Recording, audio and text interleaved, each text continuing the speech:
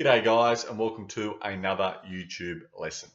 Today we're taking a look at success and or failure of SMEs. Remember, it's largely in Year 11 about small to medium enterprises, small to medium businesses. And we're looking at those factors that increase the chance of success for a business, or the things that a business can do that tend to lead to greater chance of failure. Now, unfortunately, there's around 4,500 small businesses which fail each year. Okay, however, some of this is due to other factors. It's not all because that they've been poorly mismanaged and run. Some other factors include owners retiring or owners ceasing the present business to start up a new business.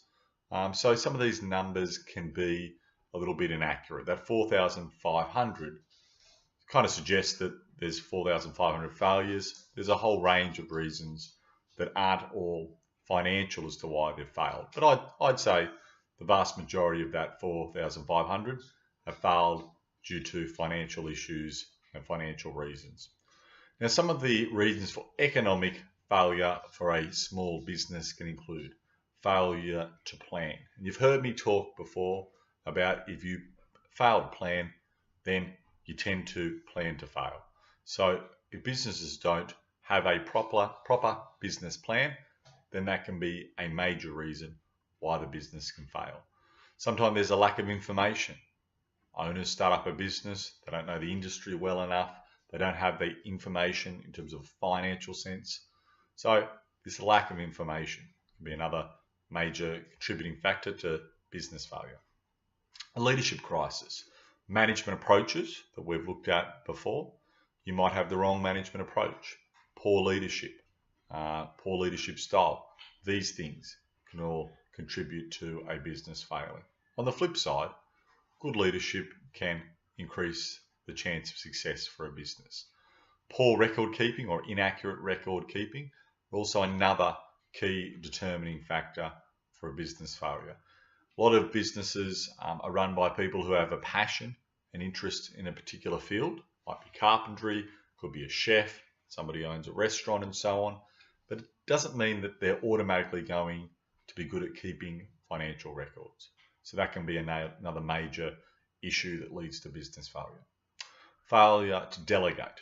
Now, delegate, some do it very well. Other people are micromanagers and don't delegate enough. Delegation is where a boss will get their subordinates, their workers, their employees, to do tasks that frees them up to do other things within the business. If you don't delegate properly or enough, or the wrong people, this can increase the chance of failure. If you're complacent, if you think that you're fine and you're safe, i.e. Nokia did, it was a large company, but had everything going for it, except it was too complacent, it was too relaxed. And that can be a major issue that leads to that failure. Poor or incorrect marketing strategy is another thing that can lead to failure as well. Poor location. Now, it's very important, depending on the business you've got, but for most, to have good foot traffic. People walking past your business to be able to keep, the sales and customers flowing. It's an internal influence, and you can choose within reason where you choose to set up your business. But poor location can be another big problem for a business. Lack of financial planning, also negative cash flow. So when businesses first start, they may be able to make a profit in the medium-ish to long term, but in the interim, in the short term, they've got a negative cash flow within their bank account. And that means they can't pay wages, they can't pay their suppliers, can't pay their rent and so on. A big issue leading to failure for small to medium businesses. The arrival of new competitors is also another factor that can lead to business failure. Now here's another one, illness. Illness, especially if you are a sole trader.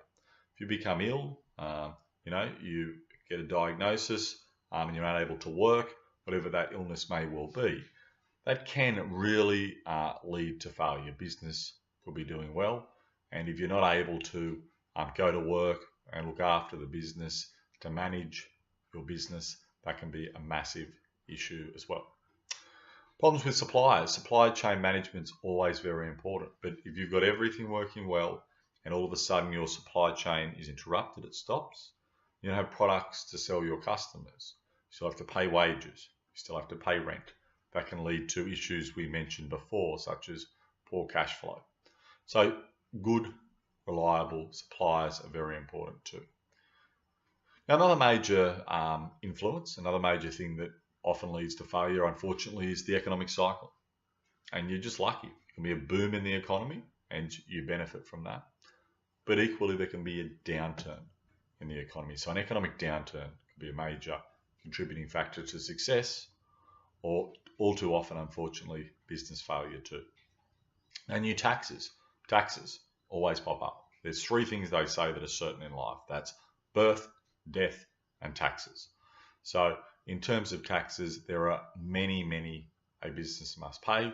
Businesses 15 years ago didn't have to pay a GST, a goods and services tax, and it is an efficient tax. It's been overall useful, but that was an additional tax that were levied upon businesses that they needed to find the funds for. So new taxes can lead to failure too.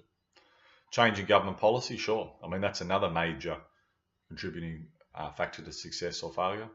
If you're a manufacturing business in Australia, you pretty much no longer exist in our country, and that's due to a major government change. That's the introduction of free trade and the reduction in overseas tariffs. So that big government policy change has seen the end of your business if you're a manufacturer.